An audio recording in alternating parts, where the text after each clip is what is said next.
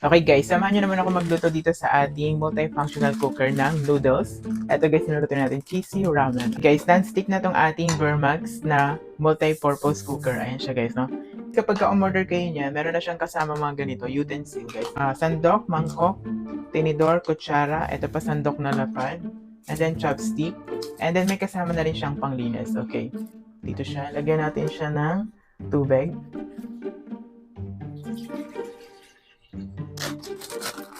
Okay, so ito guys yung kanyang laman. Yung una nating ilalagay ay yung, okay, so veggie flakes.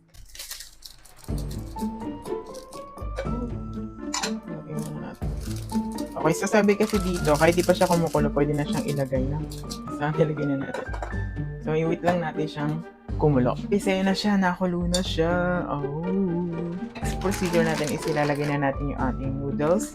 And then, lulutuin natin siya in 4 minutes. Okay, so lagay. Okay. Soup base lalagay din natin.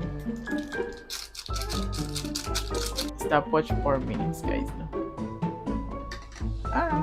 Tapos na natin. Okay guys, naka 2 minutes na tayo sa ating time. Pero gusto ko pa siyang lalagyan ko muna siya ng egg. Oh. Ay. Hindi siya na ano. Siyang pakuluan. Okay, 2 minutes. Okay guys, ayan na. 2 minutes na lang. 2 seconds. Okay, 4. Dito siya guys. Oh. Wow. Tapos, lalagay na natin itong pinakalas, yung ating cheese powder.